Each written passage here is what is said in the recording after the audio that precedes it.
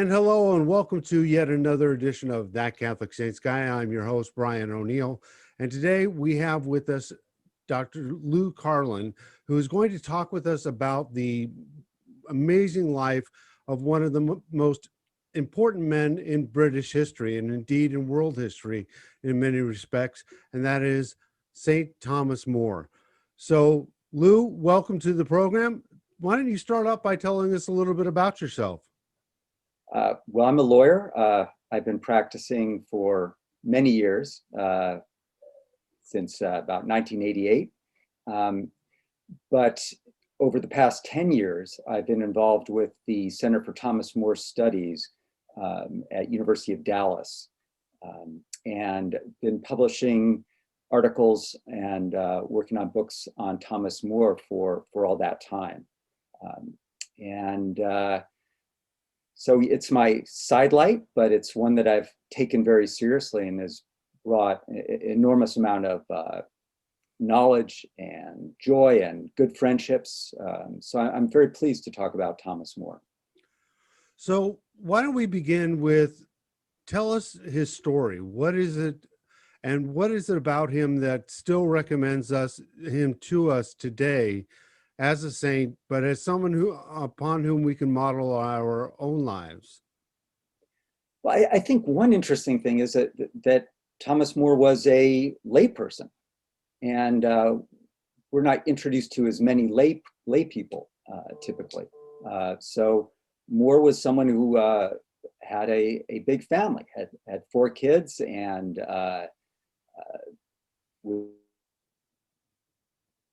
he remarried. He had a very large family, very thriving law practice. So he was a man who had a family life, he had a business life, and then he also had a life as a statesman, ultimately being not only Speaker of the House of Parliament, but becoming Chancellor. So very wide range. And in addition to that, was one of the greatest writers of that time period. And some of his works, Utopia in particular, has never been out of print. It was published in 1516 or 17 and has never been out of print. It has been translated into countless languages and is one of the prime books in English literature and political philosophy. So tell us, start off with, where was he born? Who were his parents? And kind of give us the broad scope and sweep of his life, if you would. Okay, so More was born in 1477, and his parents were, I would say, upper middle class Londoners. He was very much a man of the city, grew up in the city. His father was a lawyer who then became a judge, and his father wanted that career for More. Placed him in a really fine grammar school, and after that arranged for an appointment to serve in the household of the Archbishop Cardinal Morton. So he was waiting on tables and learning how to be a courtier, and learning from Morton, who was probably one of the most important people in the world at that time. So impressed Morton that he said, this man will be great. This young boy will be great at one time, and had his dad send him to Oxford. In those days, you could go to Oxford before college. You could go very young, as More did. And he stayed for 2 years. His dad had him come home to start his legal career, and sent him to the Lincoln Inn to study to become a lawyer. Now, why didn't his father value his son's graduation from Oxford? Why only 2 years? Or did it work different back then? It worked a little bit differently, but I think his father did not want him to go down that path. He really wanted him to be a professional, a lawyer, and ultimately maybe a judge. The path More was going down there was probably one like his great friend Erasmus, who took holy orders, but was a scholar. And many of More's circle were like that, and were not professionals. It was very rare for a professional to have a kind of academic scholarly life as well. Moore was amazing because he did. When his dad pulled him out and sent him to Lincoln's Inn, Moore kept studying philosophy and literature to such an extent and so well. He actually became one of the few people in the world at that time to learn ancient Greek, and learn it so well he could compete with Erasmus in contests of translating. But his father wanted him to be a lawyer and threatened to cut off his allowance if he if he didn't buckle down and finish his legal career, legal studies. So Moore is an example for us as professionals. He really is someone to look toward. But even while he balanced scholarship, law studies, he was also in a process of discernment, of trying to figure out whether he would be, whether he would marry and have a family, or whether he would become a priest or enter a religious order. So while he was going to Lincoln's Inn, he was either living at, or at least spending a lot of time at the Charter House, where the Cistercian monks were living just outside London. So he was going through their morning prayers, offices of the hours, and very seriously thinking about that kind of life. So he almost became a priest then, or at least was seriously considering that. He did, and that kind of worship, he continued throughout his life. He went to daily mass, daily meditation, reciting the Psalms and hours. That kind of spiritual life affected him deeply. The quip from Erasmus is that Moore told him he would rather be a chaste husband than a impure priest, was the rationale given for deciding to raise a family, get married and raise a family. So he was following the Council of St. Paul then. Exactly. Perfect. Exactly. Excellent. And when you said Lincoln's Inn, that was kind of like the law school, right? Yeah, it was sort of it still exists. But the way you would become a lawyer was a process of schooling and years there, apprenticeships and things like that.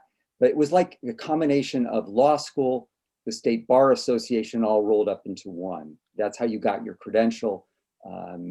And he was the leader at that inn. He was given the honor of being a lecturer, and eventually became by far the most successful lawyer in London. So when does he become, about what year and at what age does he actually get his, law degree or start practicing law? 1501. 1501. And then what's he do after that? Does he set up practice for himself, or does he work with his father? What's he doing? I'm sure his father had excellent connections that helped him. Moore took on whatever cases he could find, tremendously wide range, but he was so impressed people that he got two of the top law gigs you could get. He was the main lawyer for the biggest, for the mercantile group, for the textile group, and that gave him a steady stream of really good work. He was asked at one point if he would represent actually the Pope in a lawsuit with the Crown. A ship of the Popes had run aground outside of England, and the question was who had claim to the property and the spillage and stuff like that. And Moore represented the Pope's people and actually won that lawsuit. And that his reputation skyrocketed after that. But in addition to that, he was always very civic minded, and he loved London, and he worked also as undersheriff of London, which meant it's almost like a city attorney. So in those days, you could have a private practice and a government practice. And so he could hear cases as a sort of lower level judge, represent the city, and have private clients. It seems almost like it would be a conflict of interest to us today, but back then was perfectly normal. Right. So there were no conflict of interest laws like we have now. And so this is where more this concept of integrity, which is we associate with more. This is one of the first places you really see it, in that bribery was very well known, very common among judges at that time. And Moore had his reputation was that he did not take bribes. And this lasted his entire career. And he was accused, when things went wrong, by the Crown of taking bribes in 2 cases, and he acquitted himself of those. He was able to show definitively that he did not. So the way you could keep your reputation is by showing that you would be impartial. And he absolutely earned that. There's a great story that his son-in-law was so confident that when Moore became chancellor, he would make sure that his own family won a lawsuit. He brought one against Moore's wishes. He said, Moore told him, don't bring that lawsuit. Giles did anyway, and Moore ruled against him. So yeah, so no conflict of interest laws. It was really a matter of personal integrity, how you would balance those. Now, how many years did he do that? That was his legal career was 15, 20 years. He actually took a cut in pay when he went into the king's service. But that was always a part of Moore. I mean, it was important for him to make money to support his family, which he did on a very impressive level. His house was beautiful. He built a huge big house in Chelsea, where he could make sure that his children had room for a school inside there. Whenever he went on travels, he would bring home the latest inventions, a clock, musical instruments, exotic pets. They had a monkey. So he wanted to expose his children and make sure they had a great education, science as well as literature. So he brought home navigation instruments, astronomy instruments. But he was very strong on the belief that that money was not an end for itself, and that it was virtue that mattered.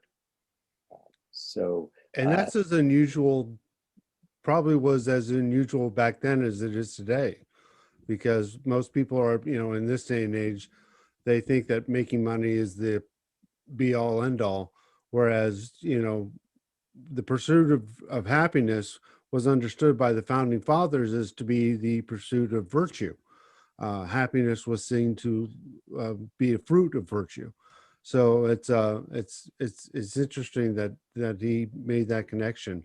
Now, he was also a member of Parliament, wasn't he, while he was doing all these other things? He was. He even was speaker at one time. And he had his first big run-in with Cardinal Woolsey then. Now, who is Cardinal Woolsey? Let's set the stage there. Okay, so Cardinal Woolsey was the chief prelate at the time, and he was chancellor. So it was typical for the chancellor to be the highest ranking prelate at the time, because typically they had the best education. They'd been trained in canon law. And as archbishop, they were used to wielding power and understanding treaties and all sorts of things. So Cardinal Woolsey was the chancellor before Moore. Now, is chancellor like a prime minister would be today? I think that would be the closest analogy. He would be the highest ranking person in the state in England beneath the king. Okay, very good. And so he has this run-in with Cardinal Woolsey as in Parliament. He was And speaker. what happened there? Uh, the, uh, the, the king wanted to push through a big tax increase. As is true today, often the Parliament, the Senate, and our Congress are averse to increased taxes, and especially for things like wars that they don't think are going to be good for them. So it was a standoff, and it was long tradition that the king's representatives would not enter into Parliament and disrupt their deliberations. And Wolsey did, and demanded an answer. And More had counseled Parliament. His advice was just remain silent. And they did, which infuriated Wolsey.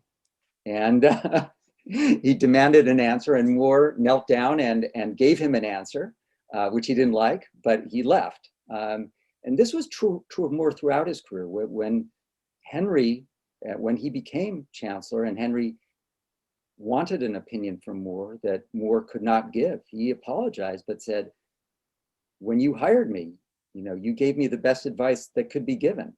Look to God first, and then to you, and follow your conscience. And he says, that's what I'm doing. And so in the case when the king wanted an opinion on whether he could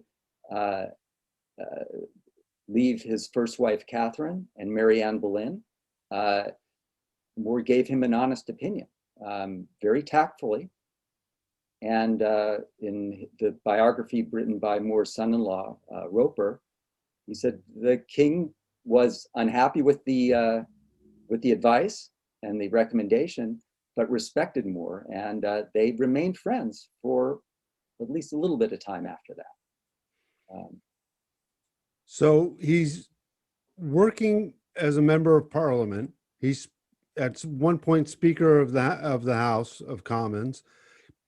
He is a lawyer.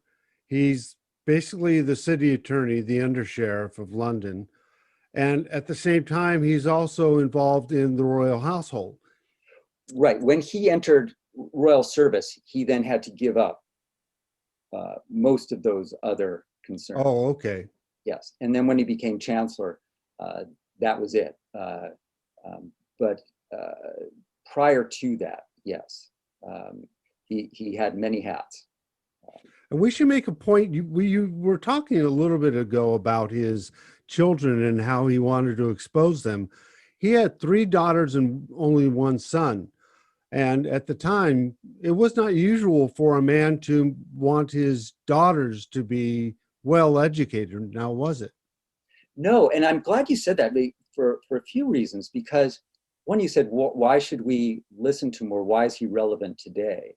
Mm-hmm. And this is a very interesting question, because he wrote a letter to the tutor of his household, and he was often traveling, and he would have the tutor instruct his children to write him letters, and he would read them and reply. And he got a letter from his tutor, and it's really beautiful, and it's very instructional for us today. And one concern of his, well, let me first go to your question about the education of women. Erasmus visited him and was amazed to see that he was educating his children, both the boy and the daughters. And he thought there was no place for that until he had seen More's household. And that changed his mind about the education of women. But More said in this letter, when he's talking about why education and literature is important, he says, "Nor do I think that the harvest of education will be much affected whether he is a man or a woman who sows the field. They both have the same human nature, which reason differentiates from that of beasts. Both, therefore, are equally suited to the studies which reason is cultivated and becomes fruitful like a plowed land on which the seed of good lessons has been sown." So he definitely thinks, and Margaret, his second daughter, and it turns out his favorite, was one of the best educated and one of the most accomplished scholars of her time, although very quietly. She was herself a very fine writer, an incredibly good Latinist. And when you read this letter, what's fascinating is that Moore's concern is that his tutor has said, I think you're being a little too hard on Meg. I think she needs to have more praise and encouragement. And Moore was saying, the most important thing about education is to make you virtuous. And the danger there is seeking praise through education, seeking to try to make a reputation. And that's what we have to strive against. And he says it's a real problem because, as all of us with children know, it's our inclination to praise people for doing well. And Moore says we have to find an education strategy that makes our kids want to learn to become good people and not to be praised. Because if they seek praise, they'll never have peace. They'll always be striving to say things that people will endorse. And that will never lead you to truth, and it'll never teach you the lessons that will lead to virtue. It's a very beautiful letter. That's an incredible insight too. It really is. This notion that we're told, he says, no one teaching even what is good, at the same time awakening the expectation of pride as a proper reward of virtue. Thus we go accustomed to making so much of praise that while we study to please the greatest number of people, who will always be the worst, we grow ashamed of being good with the few. So education, reading great literature, studying the philosophers and the church fathers should be a corrective and an inspiration to want to strive for truth and virtue rather than to strive for praise. And yet we chase after, in our private time, we chase after pretty much anything but. I mean, very rare is the person, I'm sure, whether in Moore's time or our own, when they're looking to these things for their, they're seeking to use their leisure time, their free time, to form themselves and to become really a person of joy. We chase after these pursuits that we think are going to give us joy and happiness, whereas he was chasing after pursuits that were actually giving him joy and happiness. And not just because he had an interest in them, but because they were the things that are designed to give us joy and happiness, which is the knowledge of God, getting closer to God, and things like that. Exactly. And so what he wanted to do in his school, in his little school in his house, was to make it fun. It was hard work, but he always wanted it to be fun. So that was why he would bring home a monkey and learn how to use the instruments of astronomy and tell jokes. Joke telling was a big deal in his household. Dinner time was supposed to be fun. Learn how to converse. And we find that throughout his works, he's always including funny stories. Well, speaking of which, and if you don't know the answer to this, that's fine. But your colleague, Dr. Wegemer, Gerard Wegemer, wrote this incredible book called Portrait of Courage. In it, he tells the story of how he was at dinner with an Italian friend of his, and there was this insufferable oaf who thought he knew everything. And do you remember that story from the? Yes, yeah. Would you be able to tell it? Because you probably are more familiar. Oh no, I don't know. I know that his friend Antonio Bonvisi Moore was a man built for friendship, like Erasmus said, and they had a tremendous friendship that lasted up to Moore's death. When Moore was imprisoned in the Tower, back in those days, you not only were imprisoned, you had to pay for your own room and board. Moore had already forfeited all his property. to the crown when he was originally charged. Antonio paid for to have good linen, to keep him warm. Moore had a heart condition. He had kidney stones. So Bonvisi was there to make sure he had decent food and some warmth while imprisoned in the tower. They did have I was thinking of a story because Moore tells a very similar story in Utopia with a very a lawyer who will not shut up and wants to make a show of himself, and how Cardinal Morton in that story very deftly puts him off and refocuses the conversation so it doesn't get derailed by the one person who wants to monopolize it. My recollection of it was something to the effect of Antonio is talking with this guy who can't admit that he's wrong. And so he says, in the Bible, in the book of Erudites, chapter 5, verse 26, it says, and he gives some like totally fake quote, thinking that this guy will say, well, I'm not really familiar with that.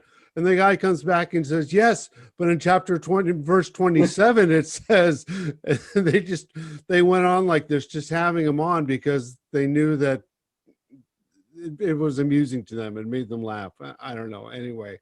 No, it's very emblematic of Moore's sense of humor. And it's very rare to have that ability. And part of the reason I think that it's difficult to read a work like Utopia today, we miss the humor because there's a lot of that type of humor going on. It's a conversation where one character is relating what happened in this mythical place called Utopia, but acting as if, but is it a real place? Is it a fake place? Can I trust this person? The reader is meant to have a little bit of distance and wonder whether this person is just inventing all of it, and should we be laughing at it? Moore has that's part of his personality, his understanding of humor, is that we need to figure out whether we should be laughing at this or taking it seriously.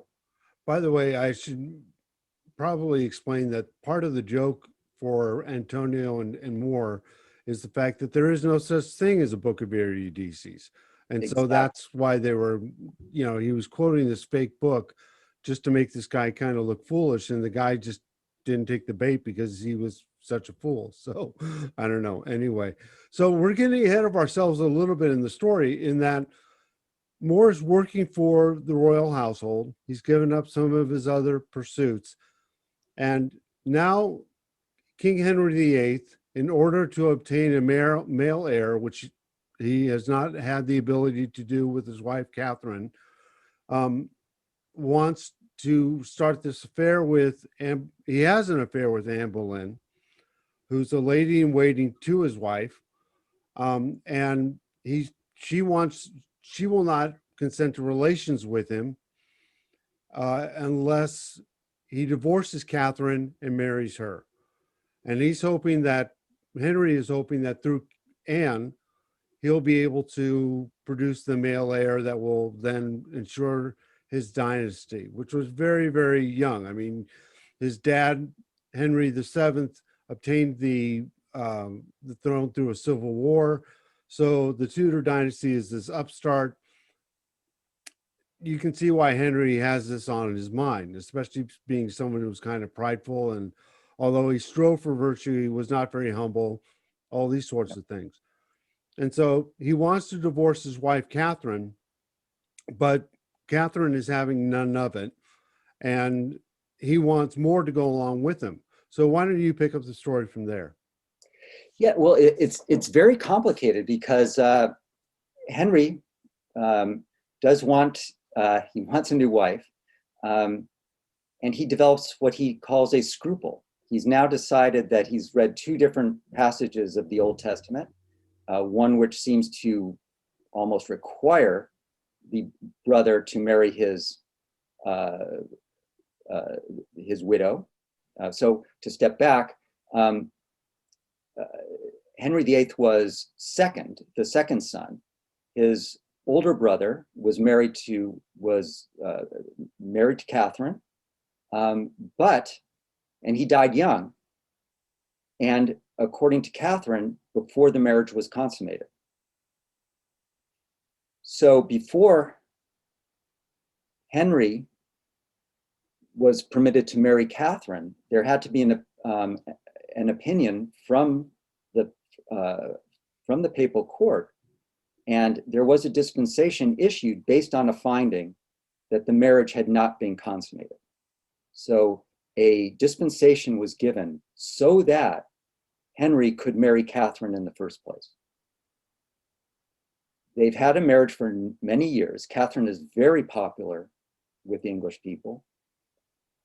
Their only surviving child at this point is Mary, who would become Queen of England later. But they have no son. Now, Henry has looked at various passages in the Old Testament and has found that he believes one says he can't do this. So Henry wants an opinion from whoever he can get, but he would like it, obviously, from he would like it from the papal court, but he's not getting it. So he wants a matrimonial inquisition in England that will annul his marriage to Catherine. And he's asking for More's opinion. And More says, give me time, I'll research it. And he does. And this is when More gives Henry the uncomfortable opinion that I think your marriage is valid. And these biblical passages aren't to the contrary. And this proceeding, the legal proceeding that Henry has instituted, Catherine appeals to Rome and takes it out of the English jurisdiction, which gives us a sense of why Henry will eventually disestablish and sever ties with Rome. Because at this point, Catherine can call his bluff and appeal to Rome, where her very close relative is the Holy Roman Emperor. And she had already gotten a dispensation, which was really irrefutable. So that's a situation that Henry is in. Now, an interesting thing for us to consider about More and integrity is that while More was Chancellor, Henry went out and through Cromwell got an opinion from various high-level scholars throughout Europe saying that his marriage should be invalidated, was invalid, and should be annulled. Now, this is Thomas Cromwell, correct? Yes. Now, yes. Is he Archbishop of Canterbury, the highest ecclesial office in the land yet? No. Thomas, no, that's a different one.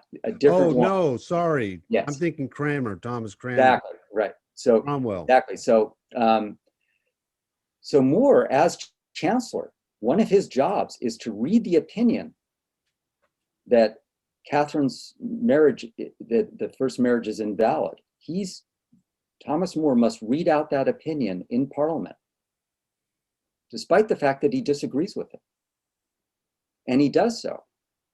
And this shows another side of More, that More was not, the fact that More disagreed didn't mean that he had to put his foot down and walk out the door or say, you're wrong. More understood what his role was there. And although he disagreed with the opinion, it was his role to read it out. Now, he didn't make an argument in favor of it, and he didn't make an argument against it. He just read it out, even though it must have been excruciating for him to listen to all these reasons he disagreed with. But he believed, as a professional, as a statesman, he had a duty of loyalty to the crown. And he never did anything disloyal. Eventually, he had to resign, but he never took a position that was directly adversarial to the crown. So yes, Henry eventually got an opinion read and then ratified in Parliament that permitted the second marriage. More never agreed to it. And in fact, when More joined Henry, he said, because this was in the air, he asked about it and said, and asked the king, you know, this is going to be a problem. And King Henry said, don't worry about it. I want your honest opinion, and I won't seek to change that. So that was a condition of employment in a sense. Well, you know, knowing that this was in the air and knowing the type of man, I mean, he knew Henry by this point. He had been his secretary. He had become his friend. He knew what kind of man he was. And yet, was he just hoping against hope that everything would turn out well? And is that why he accepted the position of chancellor? Okay, this is a really important question. And it cuts to a very important aspect of More's statesmanship.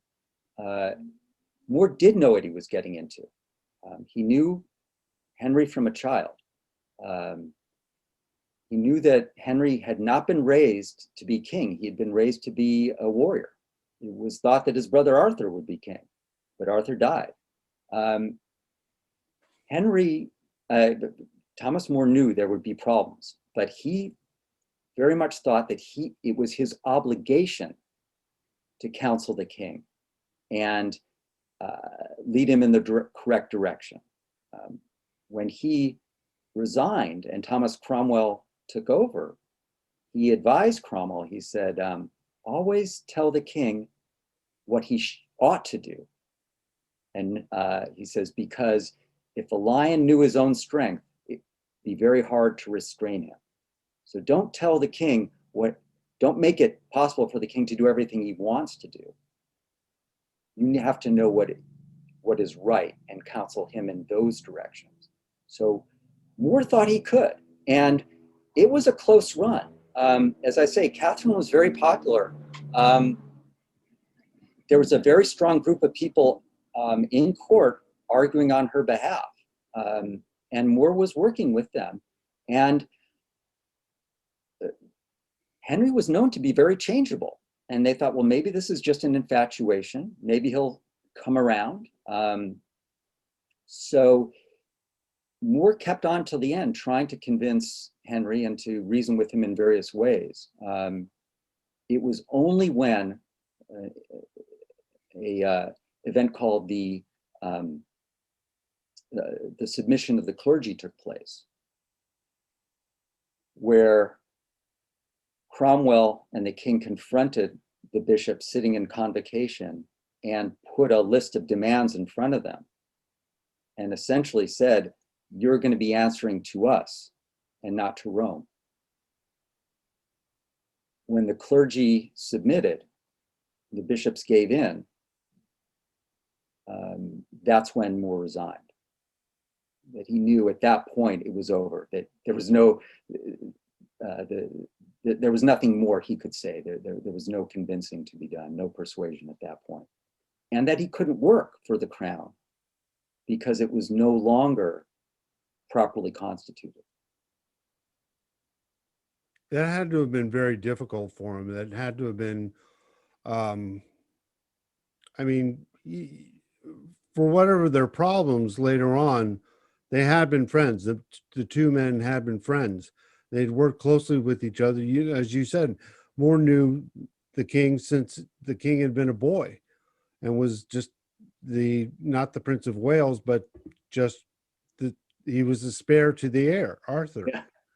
So it had to have been incredibly difficult. So he goes off to his home in Chelsea and he says, okay, I'm going to live a life of quiet retirement. But it's not exactly what he does now, is it? It isn't. And so it's such an interesting contrast to our notion of what do you do when you disagree fundamentally with the government. More took the path of writing and trying to persuade and never directly contradicting the crown.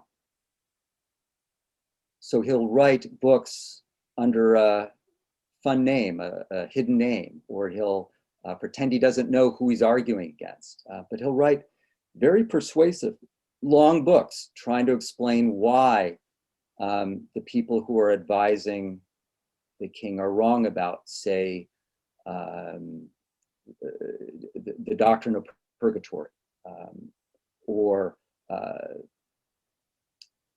a long series of articles going back and forth with the king's best legal advisor about law and procedure with regard to heresy and other matters, the role, how big the role of church court should be, what the jurisdiction of the church should be in legal matters.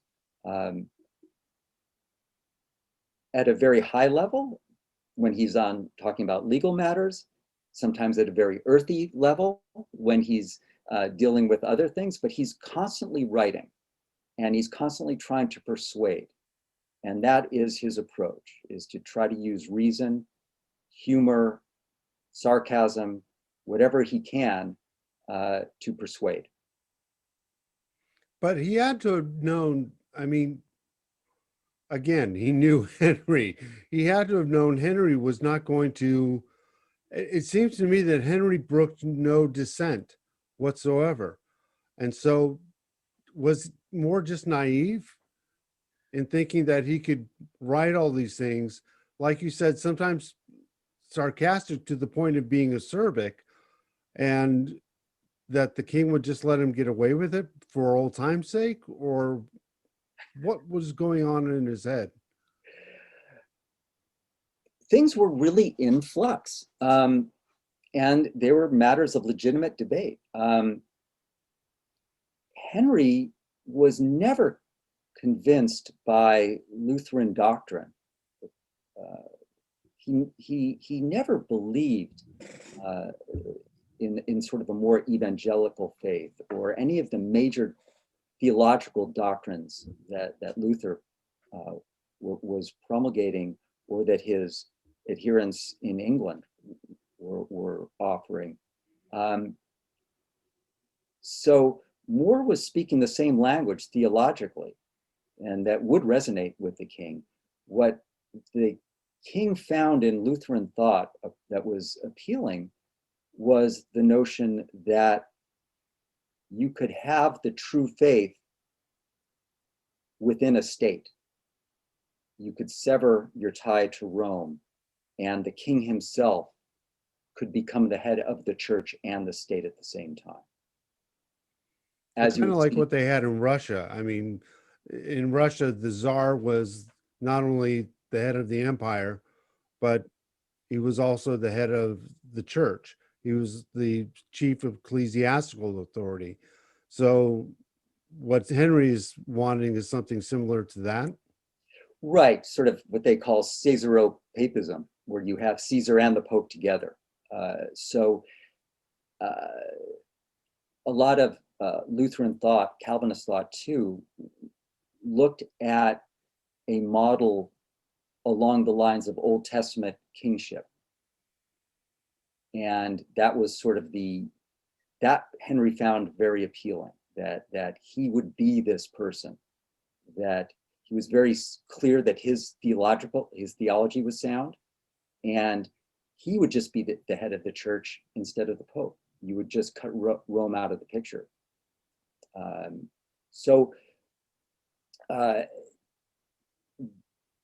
More felt he could connect on that ground and could convince Henry that you don't want to go down that path, or that you can't go down that path and remain true to the theology.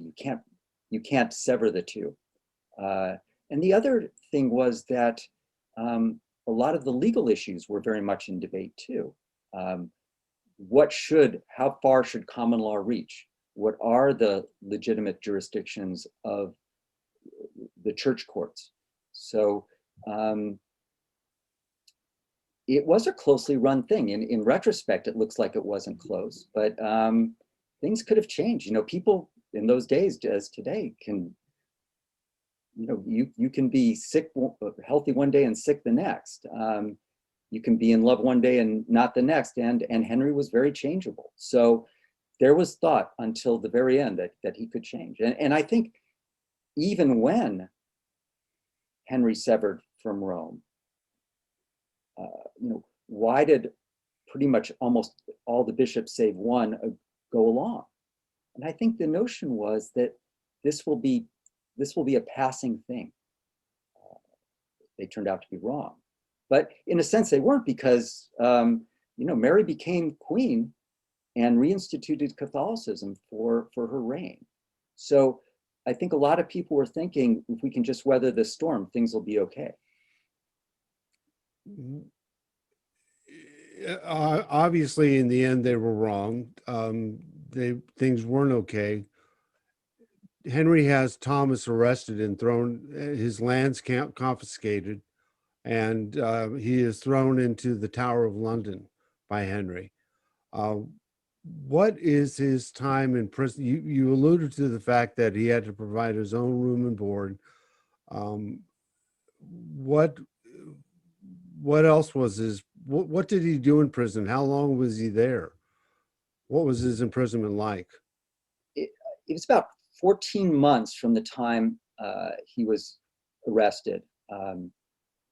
The Parliament passed a law called the Act of Succession. And what that did was it legitimized Henry's marriage to Anne and made their issue in line to succeed the throne, and make Catherine's line out of the picture. And More was brought to a big sort of a show where one prelate after another came by and signed the oath to support that act. And he was the only layperson called. And after he witnessed all these people, then he was brought out and asked to sign. More read the oath and said that he could not sign. They said, why? Well, I'm not going to tell you why, but the oath you're asking me to take goes beyond the act. I have no trouble signing on with the notion that Parliament can determine who will succeed in the king, in kingship. But I can't sign this oath. So the question is why? And we don't have a copy of the oath. When it was originally drafted, there was no oath written. There was one afterwards, probably in response to More's criticism that the oath went beyond the act, but we can figure out why, I think. There are at least two good explanations. One is that by signing it, he was not merely saying that the marriage, by saying the marriage was legitimate, he was implicitly saying the prior marriage was illegitimate. And to him, that would be a falsehood, that he could not state under oath. So that's one likely explanation. The other is the oath was almost certainly a very long one that required the signer to say that he will protect and defend the whole series of acts that had been enacted recently that effectively disestablished the church. So that got rid of appeals to Rome, that prohibited Rome from any tithing from the English churches, a variety of measures that effectively severed any connection between Rome and England. And the oath almost certainly required you to say that you will protect, defend those acts. And he probably would say, I can't do that. So he refused, and the penalty for refusing the oath was called misprision of treason, not high treason, misprision of treason. And the punishment for that is forfeiture of all your goods and life imprisonment. And he was able to accept that, and he did that. He had transferred all his property away. He saw it coming, and he was to some extent successful in keeping some of his property in the hands of his wife and children. But no, then he had to go and have a cell in the tower, one room essentially. He got to have his own servant and a fireplace sometimes, but it was cold, drafty. damp. It's right by the river. And he had health problems. He had a heart condition, as I say, almost certainly had kidney stones. If it hadn't been for Antonio Bonvisi, it would have been very hard to endure. So now but typical of Moore, he did his best to put a positive face on it. And he says, in a way, this is bringing me back to my days in the charter house with the Cistercians, when I was considering maybe this is the kind of cell I should have for the rest of my life. Now I have it. So he wrote a lot. He wrote at least 3 great works of literature while he was there. One, as we're approaching Lent, might be a good idea to think about. It's called the Sadness of Christ. And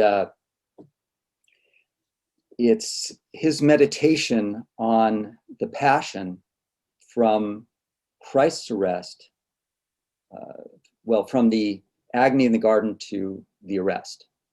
And it's a fascinating work. You can read along with Moore as he reads and meditates on the passages, some very humorous. He talks in one section about the proper way of praying, how we should comport ourselves mentally and physically, and the importance of how you kneel and stuff like that. And he goes into a long digression. He says, but how do we do it? And he says, a lot of times our mind is far away when we're supposedly praying, or even in church. And he gives this amazing recitation of how your mind wanders. Then he talks about, and what are we doing? We're picking our fingernails with a penknife, picking our nose. So you're not used to thinking, well, a saint is going to be is going to have the phrase picking your nose in a serious work of apologetics or whatever. But there it is. And he brings you there to that point, and you can see yourself, and he tells a story. Okay, now let's see. Imagine the analogy between someone who holds your life in her hands, your property and your freedom, and you're going to make a plea to him. Now, let's see how we'll do it. We'll pace up and down, we'll stare out the window, we'll mumble our thoughts, all while our king is looking at us patiently. And then maybe if I decide to kneel, I'll ask for a cushion, maybe something to prop up my arm, and I'll give these vague responses while my mind is wandering. How do you think that's going to work for you? And that's part of the level that you get into with this work. But so it has humorous passages, it has really thoughtful passages, deeply moving passages, because what he's really doing is preparing himself for martyrdom. So he's not writing to us per se. He's maybe writing to himself a little bit to buck himself up, maybe? He's doing both. So he's talking about, what do you do? We know about the courageous martyrs who fearlessly approach the block or whatever tortures they might endure. But what about people like me, who are fearful, anxious, weary? What about those kind of martyrs? And in this portion of the Passion, Moore is elucidating that and saying that Jesus is actually speaking to that type of martyr too. And so in a sense, Moore is stealing his courage and figuring out a way that he can get there.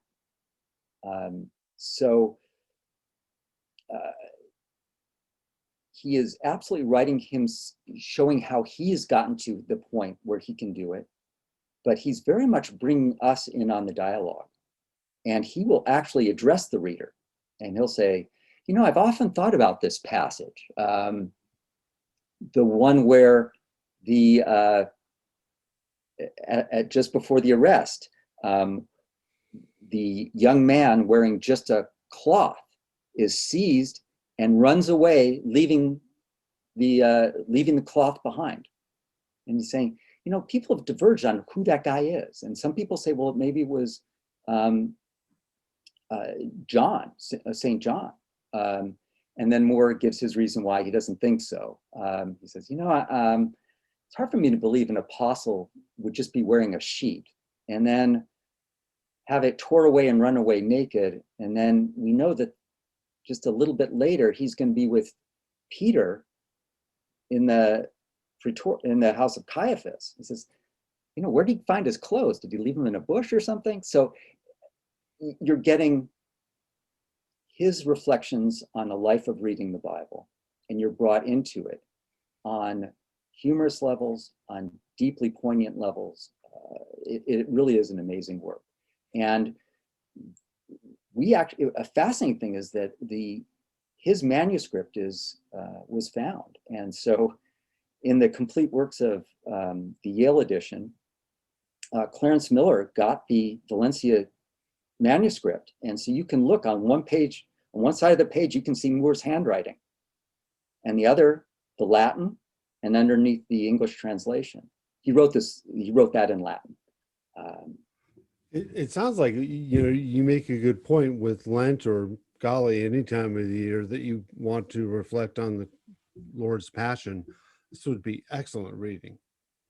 Moore saw that as key to facing up to martyrdom.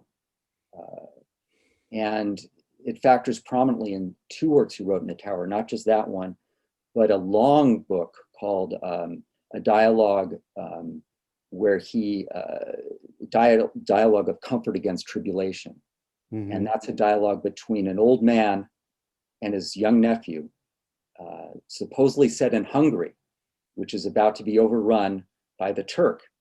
And the worry is that the very likelihood is that you'll be forced to forswear your faith or lose your life. And the young nephew is seeking counsel from the wise old uncle. And we see Moore counseling a young person about what do you do in that situation. And humorous tales, but also very serious tales too, leading to a deep meditation on the Passion in how you can have the courage to do what's right. He does what's right up to the end. He's one of the great martyrs for conscience of all time. That's one of the reasons why we still remember him, is because he was such an amazing soldier for the sovereignty of one's conscience. But what is it that finally leads to his death? Because he is murdered for not giving in to the king. So he's already, as we say, he's in the Tower because he's been sentenced for misprision of treason. While he is in the Tower, a new statute is passed called the Act of Supremacy. And what that act says is it makes Henry, among other things, supreme head of the church in England. So this gives Henry the final word on everything from church, everything including church doctrine. And so the statute then, so you have the Act of Supremacy that makes Henry the supreme head of the church in England. Then you also have a statute, the Treasons Act, which makes it high treason to deprive the king of any of his titles. And you can violate it by word or deed. So the question is, has Moore deprived Henry of the title of supreme head? And the allegations against him are that when he was asked during depositions in the Tower by Cromwell and others, what do you think of this act? Do you agree with it? Moore refuses to give an opinion. So one of the allegations is by refusing to give an opinion on it, you're essentially saying you don't agree with it. And then there are other allegations. Bishop Fisher was in the tower for this, sort of down the hall or something, for the same thing. He showed the same amount of courage. He refused to give in, and their communications were intercepted. And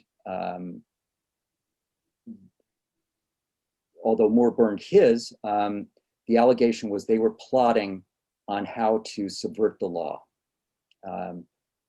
They both used this, for instance, the same phrase, that the act was like a two-edged sword. You either could, swearing to it would either endanger your body or your soul. And Moore explained that, look, we grew up together, we use the same expressions. So that was one argument against him. And then was the famous allegation about whether he, in a conversation with Richard Rich, the Attorney General, whether Moore actually said Parliament does not have the power to make Henry head of the church. The interesting thing is the two accounts of the trial. One, the Paris newsletter written right after it, does not mention anything about Richard Rich and those statements. They make it sound like his conviction was based solely on his refusal to give an opinion and implying malice out of that. And I should back up. The statute says you must maliciously deprive the king of his title. And the question is, does malice really factor into it? And Moore defended himself by saying, there's no malice in me, malice meaning ill will. I never gave any reason.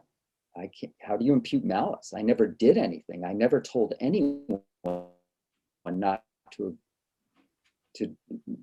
disobey the act or anything. So where do you get malice? That was one of his defenses. The interesting argument about the Rich statement, which we know from Man for All Seasons, but we have a fairly good notion of what actually happened there.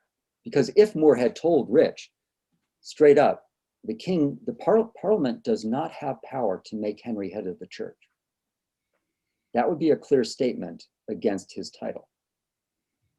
So the question is, did he say that? And we have different versions of it. What Moore said was, we had a conversation where we were trying hypotheticals, like lawyers do. And I told Rich, Rich asked me, well, asked me that. And I said, well, Rich, suppose Parliament made a law said God was not God. What would you say in that situation? He says, well, no, I could, that they would have no power to say that. But when the legal argument got closer, the question is what was actually said. And according to Moore, what they said was, in the case of a primacy, that was the word he used, Parliament would have no power. So to Moore, what he was saying, and he told the court, was, I was saying the Parliament does not have the power to make Henry Pope. That's the primacy. And that's obvious, because how could that ever happen? You can't have that kind of jurisdiction. The church's jurisdiction is quite different. And Moore's and Rich's was that, no, he was saying supreme primacy in terms of the head of the church in England. And the notes of Rich's notes are actually available in the records, old records in England, and great scholars have looked at them. One in particular, Henry Kelly at UCLA. And in a book on Moore's trial that he's written brilliantly on, he reconstructs, because you can't read the entire set of notes because the rats have gotten to them and there's been dampness and stuff. But it's clear that Rich at the end of the conversation thought that Moore had not said anything incriminating, because Rich said essentially, even though you haven't admitted it to me, it's not going to work for you. You're not going to be able to conceal it. So the two arguments really are, did Rich perjure himself? Or another possibility is that this kind of conversation, Moore wouldn't have regarded as making an actual statement of truth, but simply what lawyers do and debate legal matters. And so Moore made both those points. He said, I wasn't talking about Henry as head of the church. And if you could think of it that way, then all we were doing was trading hypotheticals and speaking hypothetical. So either way, Rich either perjured himself or broke the trust between lawyers of saying, we're just debating this. And that's what lawyers do. And you don't expect, you're not saying that you're actually putting your personal beliefs on the line when you're doing that. And that perjury is what garnered Moore's death sentence. Was that it? Yes, and that was one of the allegations and probably the most important one. So yes, if he more clearly made a statement like that, but again, even think about that. Moore is in the Tower. He's already lost all his property. He's there for life. He's having a conversation in custody. So it's not like he's proclaiming this statement to the public. Right. So it's hard for us to see how that would really violate the law. But Moore was a huge embarrassment to Henry because he was one of the leading public intellectuals of the time. And everyone knew that Moore did not agree with the marriage. So it was a big PR problem. And to Cromwell, to Anne Boleyn, to Henry VIII, his silence was a clear indictment. So he had to go, basically. And they were going to make it happen, no matter what. It was a show trial. There's no doubt about it. I mean, we know that on the jury was one of Moore's biggest enemies and uncle of Anne Boleyn. As a judge, Moore ruled against him in a case, and this fellow Parnell harbored deep resentment against him. And he was on the jury. Cromwell was famous for threatening jurors. He had done so in the trial against the Carthusian monks. So there was no way that this trial would end other than in a conviction. Yeah, there's no, with what was going on with the jury, there's no conflict of interest there now, is there? No, and when you look at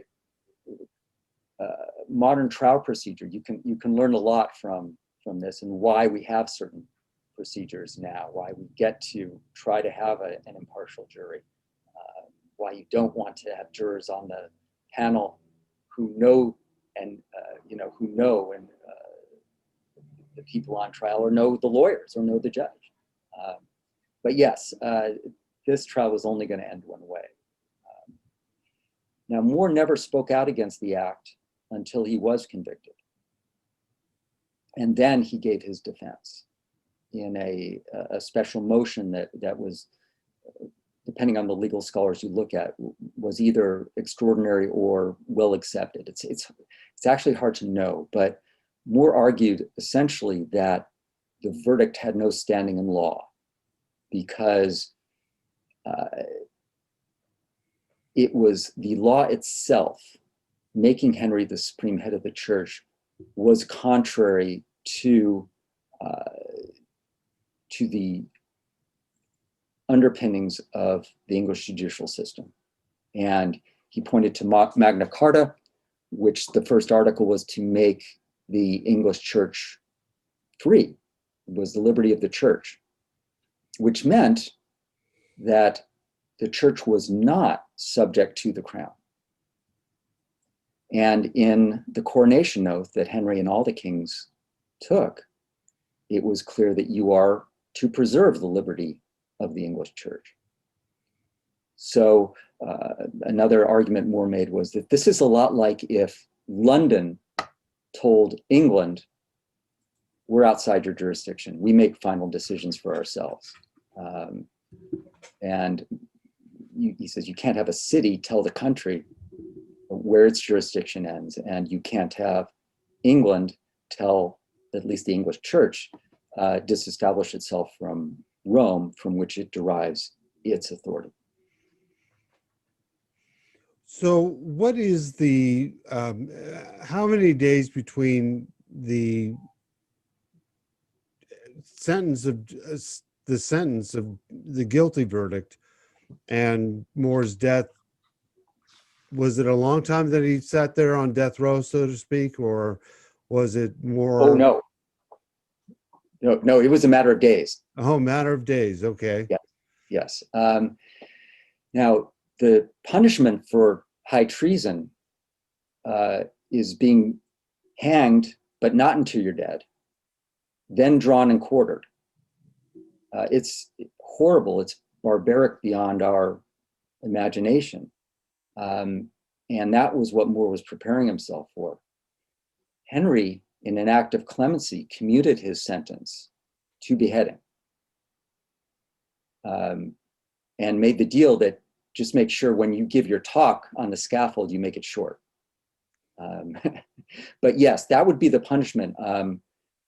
You would be dragged by carriage all the way from the tower to Tyburn, where the execution would take place. Dragged through the mud, the ground, and then this horrible thing would happen. Bishop of Rochester almost suffered that. He was so infirm, though, that with his treatment in the tower, that the king was advised that he would die on the way. So again, he was beheaded as well. But yes, so it was about 5 days. The execution was on July 6th. I think the trial was July 1. Not very many days at all. And so he was beheaded. There's some story about his beard. Yes. He made 2 jokes about there were a few things that showed Moore's reconciliation and that he was prepared, and the calmness. He told the executioner, if you could just help me up the stairs to the scaffold, but don't worry, I'll take care of it after that. I'll find my way down. He did make a joke about his beard, which had grown to a long length in the tower, about with the axe and all that. He gave I think a gold coin to the executioner and told him to be, it's you. I absolve you, and you do your job, but do a good job. He showed tremendous courage and grace, and it wasn't always accepted that way.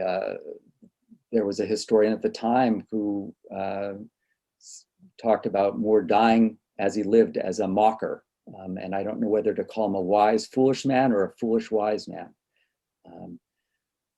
Interesting. But we can see from the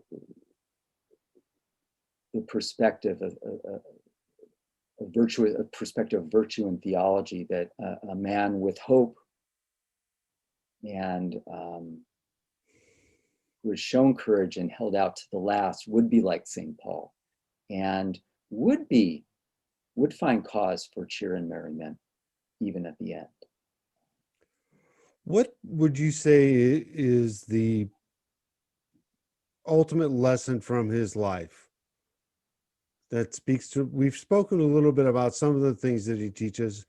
What is the one thing, the one takeaway that you would want viewers to have based on your knowledge of his life? Well, I think the key words that are associated with Moore and that we should keep in mind are integrity and conscience. So the notion in holding with the Catholic Church that one must follow his conscience. Moore is a clear example of that. You follow your conscience even to the extent that the state might require your death. you live a life of integrity, and that is one where you also, Moore, in following his conscience, Moore was also a firm believer in law and order and respect for rule of law. So you can follow your conscience, but that doesn't entitle you necessarily to a break. The law might not accept, the government might not accept that your act is in good conscience. And you can't expect that.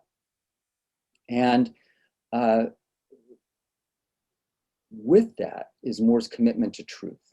And when St. John Paul II, in writing about Moore as patron of statesmen and lawyers, talked about how Moore's connection of conscience was always focused on truth. That it's not merely what I believe, but I have to instruct myself and find out what is true.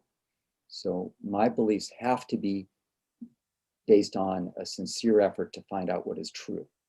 So we act in conscience by educating ourselves as to the truth and then showing courage to follow the truth. And the other one is to keep in mind that Moore tried to live a life that always had humor and friendship. His last letter is written to the man you mentioned, Antonio Bonvisi. Okay. And Moore's life was founded on friendships. And the hardest part of the tower, living in the tower, was being alone. Yeah. He had a few visits from Meg and the letters with Bonvisi, but that was, Moore was committed to family and friendships, and then, but put conscience and truth at the very apex. I want, normally I'm doing shameless plugs for my own books, but today I want to do one for your colleague's book. Dr. Gerard Wegemer has written A Portrait of Courage, Thomas More, A Portrait of Courage. It is a fantastic book. It's a book that made me truly fall in love with Thomas More, and I don't doubt that it will have the same impact on you. And if you would like to read, and now I will do a shameless plug, if you would like to read about a modern day martyr who is a modern day Thomas More, I write about Blessed Franz Jägerstatter in this book, my first one, 39 New Saints You Should Know, and from Servant Books. But really, if you can get this book, Portrait of Courage, you're just going to be astounded because More was such an incredible individual. Lou Carlin, thank you so much for being with us today. I really, really appreciate your time. And may God bless you and keep up the good work of what you're doing there with the University of Dallas and the Thomas More Center and all those good things. I really appreciate it. A real honor. Thank you, Brian. Hey, thank you. And thank you for joining us here today on That Catholic Saints Guy. Please, if you like what you've seen, please hit that little subscribe button down below. Give us a like, maybe a share. And in the meantime, we'll see you next time here on That Catholic Saints Guy.